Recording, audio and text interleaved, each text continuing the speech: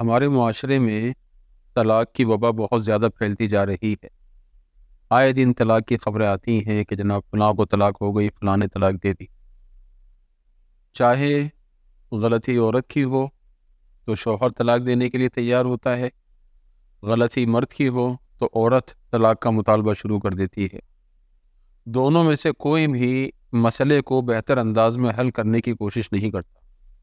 حالانکہ دین اسلام نے جس طرح زندگی کے تمام تر معاملات میں ہماری رہنمائی فرمائی، اسی طرح گھریلو اختلافات کو دور کرنے کا طریقہ بھی ہمیں بتا دیا۔ قرآن مجید نے ہمیں بتایا اگر عورت کی غلطی ہو تو کس طریقے سے مسئلہ حل کرنے کی کوشش کی جائے، اگر مرد کی غلطی ہو تو کس طریقے سے مسئلہ حل کرنے کی کوشش کی جائے۔ تو آج آپ کے سامنے کچھ باتیں اس حوالے سے عرض کروں گا کہ اگر عورت کی غلطی ہو تو مرد کو کس انداز میں اس کو حل کرنے کی کوشش کرنی چاہیے، کیونکہ اکثر ہوتا یہی ہے کہ عورت اگر غلطی کر جائے تو مرد جذبات میں آ کر فوراً طلاق کا فیصلہ سنا دیتا ہے۔ اس سے کم وہ بات کرنا پسند ہی نہیں کرتا۔ وہ یہ سمجھتا ہے کہ میری مردانگی اسی میں ہے، میرے پاس جو طاقت ہے میں اس کو استعمال کروں، اور وہ طاقت طلاق کو سمجھتا ہے، طلاق دے کے فارغ کر دیتا ہے۔ بعد میں پھر اس کا حل تلاش کرنے کی کوشش کرتا ہے کہ اب یہ کسی طرح مجھے رعایت مل جائے، نرمی ہو جائے اور میرا دوبارہ اس عورت سے تعلق قائم ہو جائے۔ اب اگر کوئی راستہ نہ بنے تو پھر دین اسلام کی تعلیمات پر اعتراض کرنا شروع کر دیا جاتا ہے کہ مسائل اتنے سخت ہیں اور یہ معاملات ہیں اور وہ معاملات ہیں۔ تو یہاں جب ہم شروع میں ہی دین اسلام کی تعلیمات پر عمل نہیں کریں گے تو پھر لازمی سی بات ہے کہ نتیجہ بھی ہمارے حق میں نہیں آئے گا، ہمارے خلاف آئے گا۔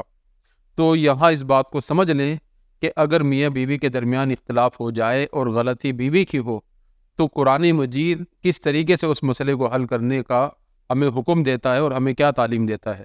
اللہ تبارک و تعالیٰ قرآن مجید میں ارشاد فرماتا ہے وَاللَّاتِي تَخَافُونَ نُشُوزَهُنَّ فَعِظُوهُنَّ، کہ وہ عورتیں جن کی نافرمانی کا تمہیں اندیشہ ہے کہ وہ تمہاری بات نہیں مانتی، وہ تمہیں تنگ کرتی ہیں، تو سب سے پہلا قدم، سب سے پہلا اسٹیپ یہ ہے کہ انہیں سمجھاؤ، انہیں نصیحت کرو، اچھے انداز میں ان کے ساتھ بیٹھ کر مسئلے کو حل کرنے کی کوشش کرو۔ سمجھانے کا انداز کیسا ہو؟ سمجھانے کا انداز ایک ہمدردی والا، محبت والا انداز ہو، لڑائی جھگڑے والا، غصے والا انداز نہ ہو۔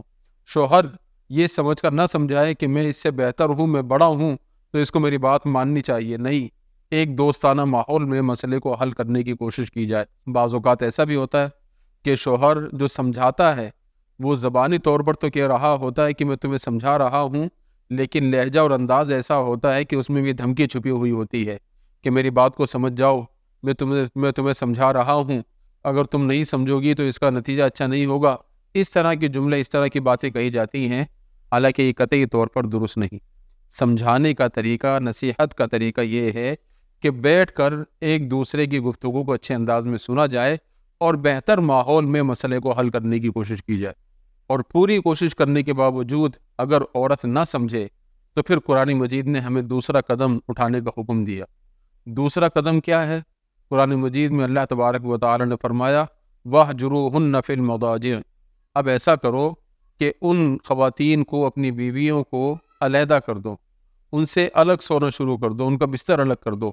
اگر تم ان سے کچھ دیر کے لیے، کچھ دنوں کے لیے جدائی اختیار کرو گے، علیحدگی اختیار کرو گے، تو امید ہے کہ ان کو تمہاری کمی محسوس ہوگی، تمہاری بے رخی سے مسئلے کی نوعیت کو سمجھ جائیں گی، سنگینی کو سمجھ جائیں گی اور اس مسئلے کو حل کرنے کی کوشش کریں گی، اپنی غلطی کو سدھارنے کی کوشش کریں گی۔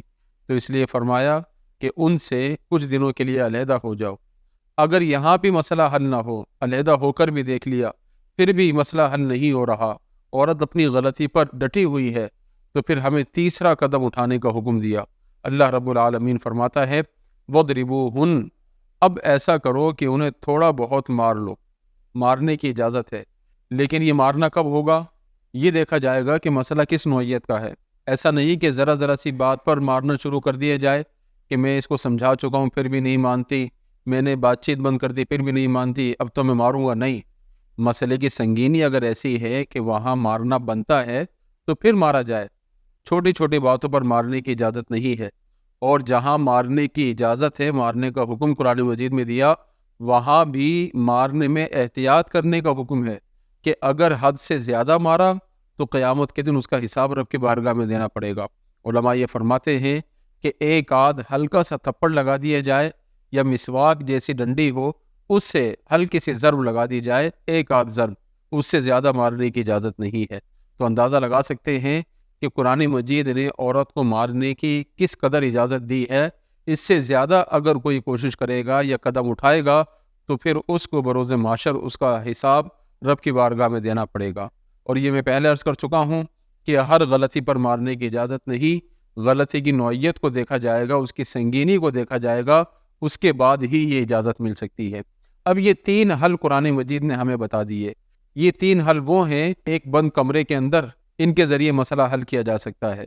اب اگر بند کمرے کے اندر یہ مسئلہ حل نہیں ہو پا رہا، سمجھا بھی دیا، بستر بھی الگ کر دیا، ہلکی سی ضرب بھی لگا دی، اس کے باوجود مسئلہ حل نہیں ہو رہا، آپس میں پوری کوشش کر لی کہ کمرے کی بات باہر نہ نکلے، کمرے کے اندر ہی مسئلہ حل ہو جائے، پوری کوشش کے باوجود یہ مسئلہ حل نہیں ہوا، تو اب قرآن مجید نے ہمیں پھر چوتھا قدم اٹھانے کا حکم دیا۔ کیا فرمایا؟ فَبَعَثُوا حَكَمًا مِّنْ أَهْلِهِ وَحَكَمًا مِّنْ أَهْلِهَا۔ اب حل یہ ہے کہ شوہر اپنی طرف سے کسی کو حکم بنا لے، عورت اپنی طرف سے کسی کو فیصلہ کرنے کے لیے منتخب کر لے۔ اب یہ دونوں جو بڑے افراد ہیں جن کو حکم بنایا گیا، جن کے ہاتھ میں اب ڈور دے دی گئی، اب ان کو چاہیے کہ یہ بیٹھ کر مسئلے کو حل کرنے کی کوشش کریں۔ اب دونوں افراد غور کریں کہ غلطی کس کی ہے۔ اگر شوہر کی غلطی ہے، اس کی اصلاح کا طریقہ سوچیں کہ اس کو کیسے سمجھایا جائے۔ اگر لڑکی کی غلطی ہے، اس کی اصلاح کا طریقہ سوچیں کہ اس کو کیسے سمجھایا جائے۔ ایسا نہ ہو کہ لڑکی کی طرف سے جس کو مقرر کیا گیا وہ سارا قصور لڑکے کے اوپر ڈال دے، اور لڑکے کی طرف سے جس کو مقرر کیا گیا وہ سارے کا سارا قصور لڑکی کے اوپر ڈالے۔ نہیں، بلکہ دونوں بیٹھیں، خلوص کے ساتھ، دیانت داری کے ساتھ بیٹھ کر مسئلے کو حل کرنے کی کوشش کریں کہ یہاں غلطی کس کی ہے۔ جب وہ دونوں بیٹھیں گے اور اس مسئلے کو واقعی دل سے حل کرنے کی کوشش کریں گے، جس کی غلطی ہوگی اس کو سمجھانے کا ذہن ہوگا، نیت ہوگی، تو اللہ تبارک و تعالیٰ پھر قرآن مجید میں ارشاد فرماتا ہے ان یریدا اصلاحا یوفق اللہ بینہما، کہ یہ دونوں فیصلہ کرنے والے، دونوں صلح کرنے والے اگر اچھی نیت کے ساتھ، اچھے ارادے کے ساتھ یہ قدم اٹھائیں گے تو اللہ تبارک و تعالیٰ ان دونوں میاں بیوی کے دلوں میں محبت ڈال دے گا، ان کے درمیان محبت آ جائے گی اور یہ مسئلہ حل ہو جائے گا۔ اور واقعی یہ بات تجربے سے ثابت شدہ ہے کہ جہاں بھی دیانت داری کے ساتھ اس مسئلے کو حل کرنے کی کوشش کی گئی تو بہت سارے ایسے مسائل کہ جہاں نوبت طلاق تک پہنچ چکی تھی، بڑی آسانی کے ساتھ حل ہوتے ہوئے نظر آئے، اور بالآخر وہ حل ہو بھی گئے۔ بات صرف اچھی نیت اور اچھے طرز عمل کی ہے۔ اگر اچھی نیت ہو، اچھا طریقہ کار ہو تو بڑے بڑے مسائل بہتر انداز میں حل ہو سکتے ہیں۔ تو لہٰذا جب نوبت یہاں تک پہنچے کہ دونوں طرف کے افراد اس مسئلے کو حل کریں تو فریقین کو چاہیے کہ دیانت داری کے ساتھ مخلص ہو کر اس مسئلے کو حل کریں اور ان کا گھر بسانے کی پوری کوشش کریں۔ اس کے بعد اب یہ تمام کوششیں کرنے کے باوجود اگر مسئلہ حل نہیں ہو پا رہا، یہ چاروں طریقے جو قرآن مجید میں بتائے، ان پر عمل کرنے کے باوجود اختلاف ختم نہیں ہو رہا، تو پھر مجبوراً طلاق کی طرف قدم اٹھانے کی اجازت ہے۔ تو اب چونکہ یہ دونوں کسی صورت ایک ساتھ رہنے پر رضامند نہیں ہیں، تو لہٰذا اب طلاق کی طرف قدم اٹھایا جائے۔ تو اب طلاق کا کیا طریقہ ہونا چاہیے، طلاق کیسے دی جائے، یہ بات بھی یہاں ذہن میں رکھیں کہ اللہ تبارک و تعالیٰ کو تمام حلال کاموں میں سب سے زیادہ ناپسندیدہ طلاق ہے۔ تو طلاق اس قدر بری چیز ہے کہ اللہ تعالیٰ اس کو پسند نہیں فرماتا، لہٰذا پوری کوشش کی جائے کہ طلاق تک نوبت نہ آئے، اس سے پہلے مسئلے کو حل کر لیا جائے۔ اگر مجبوراً طلاق کی طرف قدم اٹھانا پڑے تو پھر طلاق کا طریقہ کیا ہے، یہ پہلے علماء دین سے پوچھا جائے، معلوم کیا جائے، فوراً جذبات میں آ کر قدم نہ اٹھایا جائے کہ طلاق کیسے دینی ہے، بلکہ بڑے صبر و تحمل کے ساتھ غور و فکر کر کے طلاق کی طرف آدمی جائے اور وہ طریقہ اختیار کرے کہ جس میں بعد میں بھی آسانی ہو، رعایت ہو، اور بعد میں اگر دونوں میاں بیوی کسی موقع پر ملنا چاہیں تو شریعت کی طرف سے کوئی سختی نہ ہو، بلکہ آسانی کے ساتھ دوبارہ ان کا نکاح ہو سکتا ہو اور وہ دوبارہ زندگی گزار سکتی ہوں۔